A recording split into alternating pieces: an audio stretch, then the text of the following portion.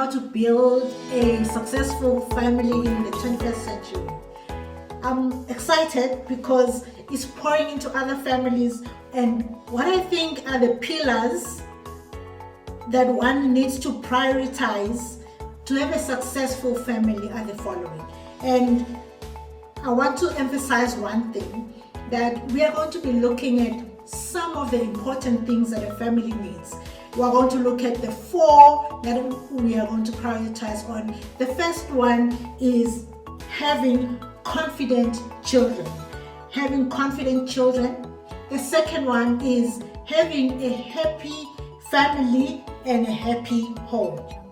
That is the second one. The third one is having a God-loving family. And the last one that we are going to be looking at is having family members that are so driven. We need to also now understand, how do you do that? How do you get a confident child? How do you have a happy home? How do you have a God-loving family? How do you also have family members that are driven? Firstly, how to have confident children. It's very important to make sure that you positively encourage every one of your children. Now, one of the things that I find parents make a mistake in is that when they look at their children, early on, when you see your children starting to be different, to be good at this and good at that, you start to show favoritisms. Now, it's very important, your children should be the same. They should not see that you favor one against the other, because it does something to them. It lowers their self-esteem. It makes them feel like they are not capable. Whereas a home is where they need to find their feet, they need to find their self-esteem, they need to be able, when they go out there, when people discourage them, they must have been positively encouraged in the home to a point where no one can tell them they cannot achieve, because mom and dad has said, we are the best, we can achieve, we can do this, we can do that. Therefore, you are armoring them for the world that is harsh, that requires strength, tenacity. So positively encourage them. How do you positively encourage them? You can see when they're starting to do things that, my child is good at this. Encourage it. It doesn't matter whether it's a small chore that they're good at. Always find something that you're going to encourage them with. And the more you encourage them, the more it builds their confidence. I will give an example of how you can encourage a child. If, for instance, someone is good at finishing their chores in their house or doing anything, you'll be like, you've got this great quality of whenever you touch something, we can just see that so and so touched here. That encourages them. You'll find as they grow, they start seeing that they're capable of more, and you will start seeing them coming out of their shell, becoming even much better. The second thing that you can do to build their confidence is believe that they are all capable. I know that when we look at our children, we see them as children, but see them as what God sent out to the earth with a purpose. Now, when you see God's purpose in a child, you will see them bigger than the child. See a lawyer, that God sent this child, most probably one of my children, to be a lawyer. God most probably sent one of my children to be a pastor. God maybe sent one of my children to be a community builder. Don't see them as children. Elevate their status so that you can treat them with that. And when you do that, you will then fight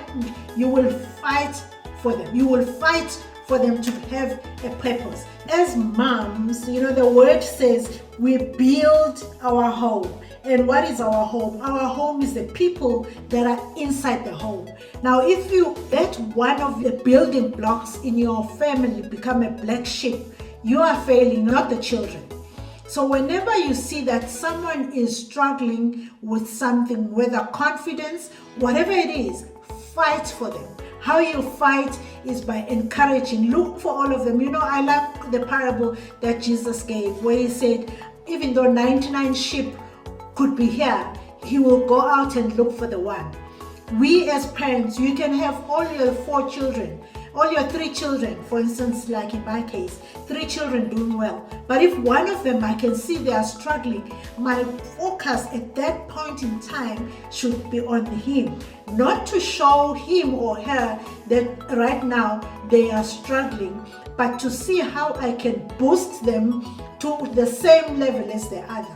Point number 2 that we said we're going to be talking about is building a happy home and a happy family. This is quite dear to my heart, and the reason why this is quite dear to my heart is because I find we spend so much time at home. You know, even this lockdown has even shown us that actually home should be the place where we are happy. The family should be happy. Now, if you build a happy home, I'm sure even now when it was lockdown, a lot of people were so happy to be running home because there are parents out there that are striving to build happy homes. And I'm going to encourage you to do that. If you are not one of those that knows how, let's just go through some of the winning points. One of the winning points is that the world out there has a lot of entertainment, a lot of things that people get to do that is more fun. Now, we need to have at home a home which is fun, a home where people can have laughter, a home where people can share ideas and grow. One of the things that we do as a family, which you can take with as well, is we use dinner time and breakfast time to sit at table and discuss points and have fun, you know, to a point where we all want to be at table. And what I like about that especially is that it encourages those that are quiet to start talking and be able to say topics. And if everyone starts to jump into their topic, it builds the confidence that we spoke about earlier. It should be fun for teenagers. Find a way, be innovative to make sure that the teenagers don't feel like they're being left out there. There's more fun at home, even if it means you're driving to an area on a weekend, because what is important with teenagers is on Monday, they will report what they did. And if they don't have anything to report, they will want to go with friends. But if they're always coming back to report, oh, we saw this movie too with our family, oh, we went hiking with our family, then you will have more of their children at home during the critical years of growth when they need to be cared for. And when they're grown teenagers and now can make decisions, it is fine, they can now go. But at the time when they're still growing, when they still need a parent to say, no, that's not right. No, that teenagers, there's a time when parents need to be able to assist them. So that's another thing. A happy home keeps your children with you so you can guide them through the early ages. Another point that's very important, number 2, under a happy home, resolving misunderstandings. I find that sometimes parents leave the children to say, you started it, you fix it.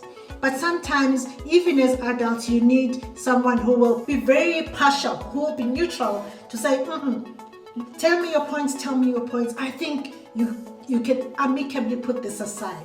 Now you're making sure that everyone is happy at home, no problems, no issues between them. As mothers, we are entrusted by God to build our home. Look out for wherever there is friction and try and fix it for our families, for our children. We are building happy homes. We are building homes that are godly, homes that people will look at and be like, you know what? Surely there is God in that family. Surely there is God. We want what they have. And another one, forgiveness. Teach forgiveness, because forgiveness is very critical. It goes with the point that I mentioned earlier on. And love, show love for children to see that you love them. Sometimes you need to understand. Sometimes I just sit when they are talking and I just listen to see what is it that one is passionate about. Because if you know what they are passionate about and you bring exactly that, then they will understand, you know what, I'm loved. You know what, they care for me. You know what, this is home. This is where I need to be at most times. Number 3, we said it's very important to have a God-loving family. To me, this is critical. It's actually point number 1. And why it's important, I learned one thing early on in my life, in that the grace of God makes the walking easy. The grace of God is just like putting oil in all the parts in the engine of a car, in that it moves faster, it moves everything because of the grace of God. Proverbs 22 verse 8 says, direct your children in a path, and when they are older, they will not leave it. I say godly family. You know what I did from day one? I made sure that my children go to church. When they woke up to find out what happens on Sundays, they knew exactly that they go to church. And why we do that is because when they have Jesus and the Holy Spirit in them, the guidance is easier. The guidance comes from internally. They make decisions better. Even us as their parents make decisions better. So a godly family is the best. A godly family is just like having a family that has a well-oiled engine, because God's wisdom is there, God's guidance is there for both the parents and the children. So I'm just saying, how you do that one, you don't need to be so spiritual about it. Just drag your children to church, sit there, and let God do the rest. Or these days it's even easier. Turn on the biggest screen in the house, find the biggest couch, bring your coffees and your teas, invite your family, and you'll find they will grow, because we want them to be able to have their well-oiled engine in their own families too. The 4th point that we mentioned as a pillar for a successful family in the 21st century, you will notice that we are looking at the now. How do we build family members who are so driven?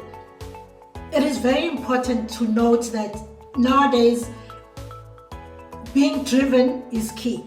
First of all, I would say when you're driven, you are able to achieve a lot of things for yourself, for your family. Now, how do you build a family members that are driven?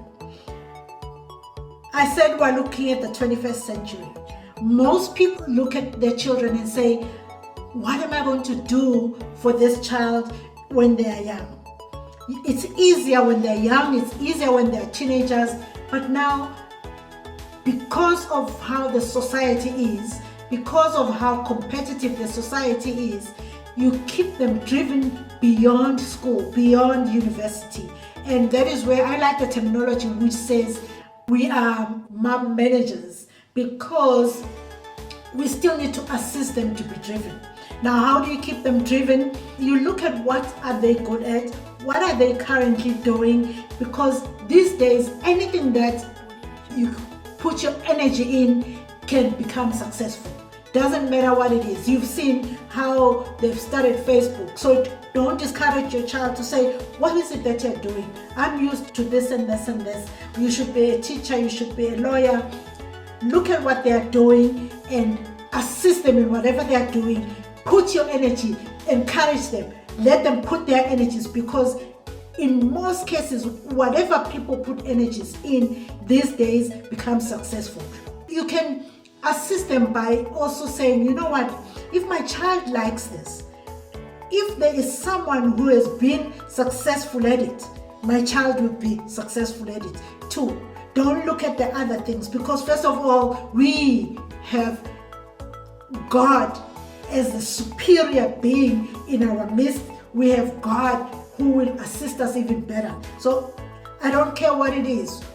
These days, I could even encourage my child. I remember I would be like, you want to be a dressmaker, my child?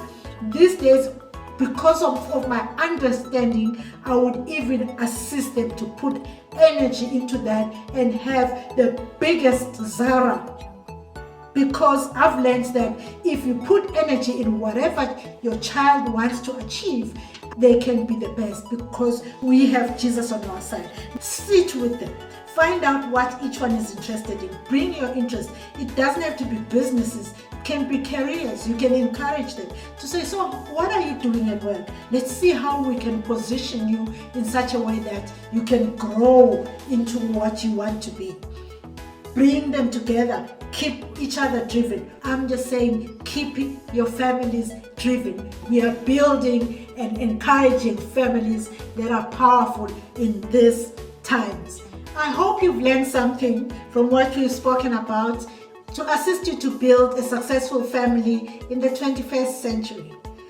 Prioritizing confidence of children, prioritizing a happy family, prioritizing a godly family, and lastly, prioritizing a family that is successfully achieving, that is driven, so that we can have successful families, happy families.